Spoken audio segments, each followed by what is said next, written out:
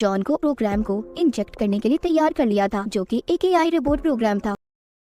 Aliens के दरमियान में एक अकेली इंसान थी। वो इंसानों से बहुत नफरत करती थी। कहानी शुरू हमें एक बंजर प्लेनेट को दिखाते हुए होती है, जहाँ पर कई सालों से जंग हो रही थी। ये लड़ाई दो प्लेनेट्स के दरमियान थी, जिनमें एक टीम यूनाइटेड नेशंस और दूसरी टीम इसी प्लेनेट की, जिसका नाम मैड्रिगल प्लेनेट था। ये जंग हाइड्रोजन को हासिल करने के लिए थी। मैड्रिगल प्लेनेट हाइड्रोजन का एक बहुत बड़ा सोर्स जरिया था, इसीलिए वो मैड्रिगल पर कब्जा करना चाहते थे। मगर मैड्रिगल प्लेनेट के लोग इस जंग को खत्म करना चाहते थे, इसीलिए उनका लीडर अपने एक आदमी को यूएन टीम के पास भेजता है, ताकि वो उनसे बात कर सके, इस जंग को खत्म करवा दे। पर यूएन की टीम लड़ाई खत्म नहीं करती, इसीलिए मैड्रिगल के लोगों को भी पता चल गया था कि वो इन पर दोबारा हमला जरूर करेंगे। इसके बाद कहानी में हमें मैड्रिगल प्लेनेट के लीडर की बेटी को दिखाया जाता है, जिसका नाम क्वान था। वो एक जगह पर हाइड्रोजन को ढूंढ रही थी। तभी वो वहाँ पर एक स्पेसशिप को देखती है, जो कि कन्वेनियंस का था। बात करें कन्वेनियंस की, तो वो एक एलियन फोर्स थी। वहाँ पर वो एक की स्टोन को ढूंढ रहे थे। ये कह लो हेलो में जाने की चाबी। हेलो एक ऐसी जगह थी जहाँ पर जाकर किसी की भी शक्तियाँ ताकतें बढ़ सकती थी, इसलिए ये एलियंस उस चाबी को ढूंढ रहे थे। इन एलियंस का मेन मकसद इंसानों को मारना और हेलो तक पहुँचने का था। मगर उस चाबी को हाथ लगाते ही एक रोशनी बाहर आती है, जिस रोशनी के बारे में ये कहा जाता था कि वो पूरी दुनिया को खत्म कर सकती है। एक किस्म का वो एक हथियार था। खैर यहाँ पर एलियंस आकर मैड्रिगल पर हमला कर देते हैं। वहाँ पर यूनाइटेड नेशंस स्पार्टन भी पहुँच गए थे। वो भी एलियंस पर हमला करते हैं, मगर उन्होंने मैड्रिगल के लोगों को मार दिया था। बची थी तो सिर्फ कोआन। यहाँ पर यूनाइटेड नेशंस स्पार्टन, जिनमें उनका लीडर जॉन था। जब जॉन को इस बात का पता चलता है कि वो एलियंस यहाँ पर चाबी आर्टिफैक्ट को लेने आए थे, इसीलिए वो यहाँ पर एक गाड़ में जाता है, जहाँ पर उसे वो चाबी आर्टिफैक्ट मिल गया था। जॉन जैसे ही उसे हाथ लगाता है, उसमें से तेज नीली रोशनी बाहर आती है। तभी उसे विजन, एक ख्याल आता है, जहाँ पर वो अपनी फैमिली को देखता है। मगर खुद भी वो ये बात नहीं जानता था कि जिन लोगों को वो अपने विजन में देख रहा है वो उसकी फैमिली है। तभी यहाँ पर एक छुपा एलियन ये सब कुछ देख लेता है कि जॉन उस आर्टिफैक्ट को एक्टिवेट कर सकता है, इसीलिए ये जाकर जल्दी से अपने एलियन मास्टर और एक लड़की को बताता है, जिसका नाम मक्की था। मक्की एलियंस के दरमियान में एक अकेली इंसान थी, मगर वो इंसानों से बहुत नफरत करती थी। उसकी वजह ये थी कि बचपन में उसकी दोस्त की मौत इंसानों की वजह से हुई, और तब उन एलियंस ने इसे बचाया था, इसीलिए ये अब इंसानों से नफरत करती थी। मक्की यहाँ पर एलियन मास्टर से ये कहती है कि वो इंसानों के बीच जाएगी और उस आर्टिफैक्ट को लेकर आएगी, मगर एलियन मास्टर उसे जाने से मना कर देता है। उनको मक्की की कोई फिक्र नहीं थी। वो सिर्फ इतना जानते थे कि जॉन के बाद मक्की ही एक इकलौती इंसान है जो उस आर्टिफैक्ट को इस्तेमाल कर सकती है, इसीलिए वो मक्की की जान को खतरे में नहीं डाल सकते थे, जो उन्हें हेलो तक लेकर जाएगी। एक दफा वो वहाँ तक पहुँच गए तो उस आर्टिफैक्ट से निकलने वाली रोशनी खुद ही इंसानों को मार देगी। यूनाइटेड नेशंस में एक डॉक्टर, जिसका नाम कैथरीन था, वो अपनी लीडर को बताती है कि मैड्रिगल में सब कुछ खत्म हो गया है। जब हमारी स्पार्टन टीम वहाँ पर पहुँची तो तब तक एलियंस ने मैड्रिगल के सभी लोगों को मार दिया था। हमारी स्पार्टन टीम के लीडर जॉन का ये कहना है, उन्हें वहाँ पर एक आर्टिफैक्ट मिला है, जिसको लेकर वो वापस आ रहे हैं। साथ ही उनके साथ लीडर की बेटी क्वान भी है। यूनाइटेड नेशंस की लीडर कहती है, मैड्रिगल के लोगों के साथ जो भी हुआ, हाई कमांड ये समझती है कि सब कुछ हमारी वजह से हुआ है। उनका कहना ये है कि हमें स्पार्टन प्रोग्राम को बंद कर देना चाहिए। हमें जल्द ही मैड्रिगल के लीडर की बेटी से बात करनी होगी, ताकि वो हाई कमांड को बता सके कि उन पर हमने नहीं बल्कि एलियंस ने हमला किया था। अब यूएनएससी की लीडर अपनी बेटी को क्वान के पास भेजती है, ताकि वो उससे बात कर सके। वो कहती है कि तुम पर हमने नहीं बल्कि एलियंस ने हमला किया था, और ये बात तुम्हें सभी प्लैनेट्स को बतानी होगी, वरना वो सब हमारे साथ जंग छेड़ देंगे, क्योंकि उन्हें ऐसा लगता है कि तुम्हारे प्लैनेट के लोगों को हमने मारा है। खैर यहाँ पर वो इनकी बात को मानने के लिए तैयार हो गई थी, मगर वो एक शर्त रखती है कि उन्हें उसे आजाद करना होगा, तभी वो इनके हक में बोलेगी। उधर दूसरी तरफ जॉन आकर डॉक्टर को उस चाबी आर्टिफैक्ट के बारे में बताता है। वो कहता है कि उसे हाथ लगाते ही मुझे एक विजन आया, जिसमें मैंने एक फैमिली को देखा। डॉक्टर कैथरीन जब जॉन की ये बातें सुनती है तो वो समझ गई थी कि जॉन की यादें वापस आ रही हैं। ऐसा क्यों था, क्या थी जॉन की सच्चाई, ये हमें कहानी में आगे जाकर पता चलेगा। इसीलिए डॉक्टर उसे उस आर्टिफैक्ट से दूर रहने का कहती हैं। आगे जॉन क्वान के पास जाता है, जहाँ पर वो उसे बताती है कि पहले तुमने मेरी मॉम को भी मारा था और हमारे प्लेनेट के सभी लोगों को भी तुमने खत्म कर दिया। जॉन कहता है नहीं, ऐसा नहीं है, मैंने नहीं मारा किसी को भी। तभी उसे यहाँ पर क्वान को भी मारने का हुक्म मिल गया था, मगर वो ऐसा नहीं करता और वहाँ से चला जाता है। उसने सारे कैमरास को भी बंद कर दिया था। जब यूनाइटेड नेशंस टीम को ये पता चलता है कि जॉन उनकी बात को नहीं मान रहा, तो वो उसे अपने कंट्रोल में करने का कहते हैं, क्योंकि यूनाइटेड नेशंस को ये लग रहा था कि जॉन की याददाश्त अगर वापस आ गई तो वो उनके लिए खतरा बन जाएगा। तो सबसे पहले उनकी लीडर क्वान के शिप का ऑक्सीजन लेवल कम कर देती है। उस शिप में उसके साथ जॉन भी था, ताकि वो वहीं पर मर जाए।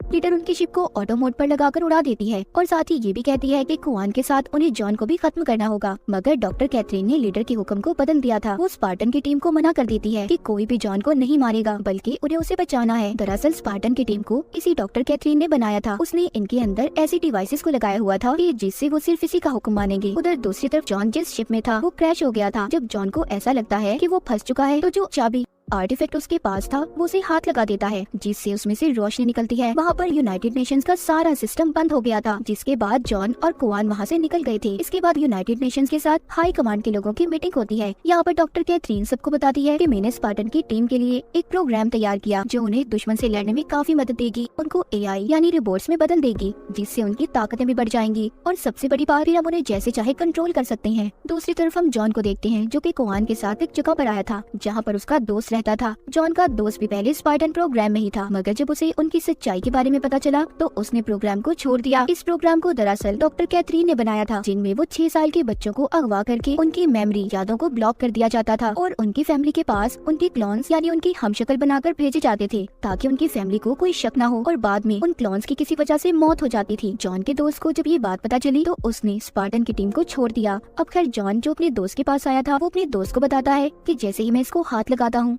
ये एक्टिवेट हो जाता है और मुझे विजन्स भी आते हैं। ये सुनकर उसका दोस्त कहता है कि इन चीजों के बारे में एक आदमी जानता है जिसको कुछ वक्त पहले एलियंस पकड़कर अपने साथ ले गए थे, मगर वो अभी भी जिंदा है। जब वो उस आदमी के पास जाते हैं तो वो बताता है कि ये की स्टोन एक चाबी जैसा है जो कि एक दरवाजे को खोल सकता है और इससे निकलने वाली एनर्जी पूरी दुनिया को खत्म कर सकती है। अब ये सब जानने के बाद जॉन ये फैसला करता है कि वो यूनाइटेड नेशंस वापस जाएगा और जाकर सब कुछ डॉक्टर कैथरीन को बता देगा। वो कुआन को अपने दोस्त के पास छोड़ गया था ताकि वो यहाँ पर महफूज रह सके। वो वापस जाकर यूनाइटेड नेशंस की टीम को सब कुछ बता देता है। वहाँ पर उनकी लीडर अपनी बेटी को बताती है कि तुम जाओ और जाकर इस चीज के बारे में पता करो। उधर डॉक्टर कैथरीन ने भी जॉन को उस प्रोग्राम को इंजेक्ट करने के लिए तैयार कर लिया था जो कि एक एआई रोबोट प्रोग्राम था। वो जॉन को बेहोश करने के बाद उसके अंदर प्रोग्राम को डाल देती है। जॉन को जब होश आता है तो वो अपने अंदर इंजेक्ट किए गए रोबोट से बात करता है और उसे बताता है कि वो चाबी आर्टिफैक्ट की स्टोन सिर्फ मेरे हाथ लगाने से ही एक्टिवेट होता है और तभी मुझे अजीब अजीब ख्याल आते हैं, मुझे कुछ भी महसूस नहीं होता, कोई दुख कोई तकलीफ कुछ भी नहीं। सब बातें सुनकर वो रोबोट बताती है कि सभी स्पार्टन टीम की कमर में एक ऐसी डिवाइस को लगाया गया है जो उनके इमोशंस को कंट्रोल करता है ताकि वो हर वक्त मिशन के लिए तैयार रह सकें और यही वजह है तुम्हें भी कुछ भी महसूस नहीं होता। सब जानने के बाद जॉन उस डिवाइस को निकालने की कोशिश करता है जो उसकी कमर में थी। वो उसी रोबोट की मदद से उस डिवाइस को निकाल देता है। ऐसा करते उसे स्पार्टन टीम की एक लड़की ने देख लिया था, जिसके बाद जॉन शहर में जाता है। उस डिवाइस को निकालने के बाद सब कुछ महसूस हो रहा था। वो वापस आकर फिर से उसी की स्टोन को हाथ लगा देता है जिससे उसे फिर से विजन्स आते हैं। यहाँ पर उसे पता चल गया था कि जो ख्यालात उसे आया करते थे वो उसके बचपन के ही थे। यहाँ पर उसे एक और बात पता चलती है कि इसी चाबी की स्टोन आर्टिफैक्ट जैसा एक और की स्टोन है जो उसके डैड ने उनके घर पर छुपाया हुआ है। जॉन सब बातें अपने अंदर इंजेक्ट एआई रोबोट को बताता है। वो समझ गई थी कि जॉन पहले कौन से प्लेनेट पर रहा करता था। वो जॉन को बताती है कि जिस प्लेनेट पर पहले तुम रहा करते थे वहाँ पर यूनाइटेड नेशंस ने एक प्रोग्राम को शुरू किया मगर वो फेल हो गई, जिसके बाद उन्होंने वहाँ पर सभी लोगों को मार दिया। दूसरी तरफ हम मक्की को देखते हैं जिसने यूनाइटेड नेशंस की एक पेट्रोल शिप पर हमला कर दिया था ताकि वो उस आर्टिफैक्ट तक पहुँच पाए, मगर उसके हाथ कुछ भी नहीं लगता। वहीं पर वो अपने एलियन मास्टर से भी बात करती है। उसकी बात को यूनाइटेड नेशंस के कैप्टन भी सुन रहे थे मगर उन्हें वो जुबान समझ नहीं आती। यहाँ पर कैप्टन की बेटी मैड्रिगल प्लेनेट के बारे में भी बात करती है। वो बताती है कि वहाँ पर जो नया लीडर है वो मासूम लोगों को मार रहा है। ये सब जब कुआन भी देखती है जो कि जॉन के दोस्त के पास थी तो वो दुखी हो जाती है क्योंकि वो अपने प्लेनेट को ऐसे बर्बाद होते नहीं देख सकती थी। इसीलिए वो वापस जाने का फैसला करती है। जो वो जॉन के दोस्त से कहती है वो भी मान गया था। अब वो उसे लेकर अपने साथ मैड्रिगल प्लेनेट पर पहुँच गया था। वहाँ पर आते ही कुआन अपनी आंटी से मिलती है और कहती है हमें ऐसे लोगों के खिलाफ लड़ना होगा जो हमारे प्लेनेट पर मासूम लोगों को मार रहे हैं। उसकी आंटी ऐसा करने से साफ मना कर देती है, कहती है बस अब हम और नहीं लड़ सकते, हम अपने लोगों की जान को खतरे में नहीं डाल सकते।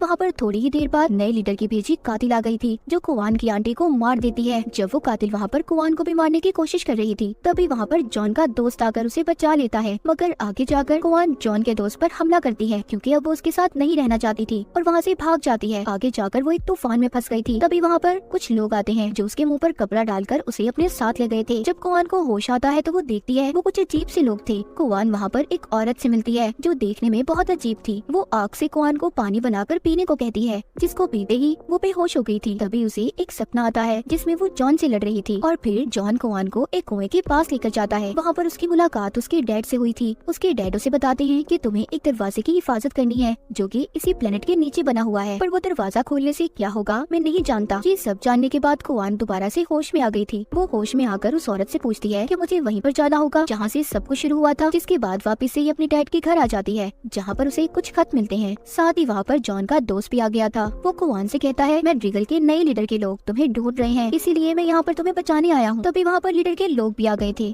कोआन और जॉन का दोस्त उन पर हमला करते हैं। जॉन के दोस्त ने कोआन को बचा लिया था। जॉन के दोस्त को जाते हुए कोआन हाइड्रोजन देती है और साथ ही ये भी कहती है कि मैं तुम्हें याद जरूर करूंगी जब भी मुझे तुम्हारी जरूरत होगी। इसके बाद हमें यूनाइटेड नेशंस की टीम को दिखाया जाता है। वहाँ पर कैप्टन की बेटी सभी स्पार्टन टीम का टेस्ट ले रही थी। वो सबको उस आर्टिफैक्ट को छूने का कहती है, मगर किसी के भी हाथ लगाने से वो एक्टिवेट नहीं हो रहा था। उधर दूसरी तरफ डॉक्टर कैथरीन जॉन के साथ उसके प्लेनेट पर आ गई थी, जहाँ पर वो दूसरे कीस्टोन आर्टिफैक्ट को ढूंढ रहे थे जो जॉन के डैड ने छुपाया था। पर वहाँ पर जाकर उन्हें वो आर्टिफैक्ट तो नहीं मिलता, बस वहाँ जॉन की बचपन की ड्राइंग्स मिलती हैं। वहीं पर जॉन अपने अंदर AI इंजेक्ट रिपोर्ट से ये कहता है कि मैं अपने बचपन की यादें देखना चाहता हूँ। जब वो रिपोर्ट ऐसा करती है तो जॉन को यहाँ पर अपनी सारी पुरानी यादें याद आ गई थी और साथ ही उसे उस आर्टिफैक्ट का भी पता चल गया था। जॉन को याद आ गया था कि डॉक्टर कैथरीन उसे बचपन से जानती थी, वो उससे मिलने आया करती थी। जॉन अब उस जगह पर जाता है जहाँ पर उसके डैड ने आर्टिफैक्ट को छुपाया हुआ था। आर्टिफैक्ट मिल जाता है, इसीलिए वो उसे ले जाने के लिए यूनाइटेड नेशंस के लोगों को बुला लेती हैं। जॉन यहाँ पर AI रिपोर्ट से और भी सच्चाई जानने की कोशिश कर रहा था, पर वो रिपोर्ट नहीं बताती। तभी जॉन उस आर्टिफैक्ट को छू लेता है, जिससे अब उसे अपनी सारी यादें याद आने लगी थी। उसे पता चल गया था कि बचपन में उसे डॉक्टर कैथरीन ने अगवा किया था और उसकी यादों को भी मिटा दिया था। सब जानकर उसे बहुत गुस्सा आता है, इसीलिए वो अब डॉक्टर कैथरीन को जान से मारने वाला था, पर AI रिपोर्ट जॉन को शट डाउन कर देती है। जब जॉन को होश आता है तो वो देखता है कि एलियंस ने उन पर हमला कर दिया था, क्योंकि जब पहले जॉन ने आर्टिफैक्ट को हाथ लगाया था उसमें से जो एनर्जी निकली थी उससे मकी को उनकी लोकेशन का पता चल गया था। मगर अब यहाँ से जॉन उस आर्टिफैक्ट को ले जाने की कोशिश करता है। तभी वहाँ पर एलियंस का जनरल आकर उस आर्टिफैक्ट को ले जाता है और उन्होंने मकी को वहीं पर छोड़ दिया था ताकि यूनाइटेड नेशंस की टीम उसे अपने साथ ले जाए और वहाँ जाकर वो दूसरे आर्टिफैक्ट को भी ले ले। मकी को यूनाइटेड नेशंस लाया जाता है, जहाँ पर जॉन को उसके बारे में ये बात पता चलती है कि वो भी जॉन के जैसी है, यानी कि वो भी आर्टिफैक्ट को छू सकती है, उसे एक्टिवेट कर सकती है। कैप्टन की बेटी जब मकी और जॉन का टेस्ट करती है तो उसे पता चलता है दोनों के जीन्स में एक जैसी खसूसियात पाई जाती हैं।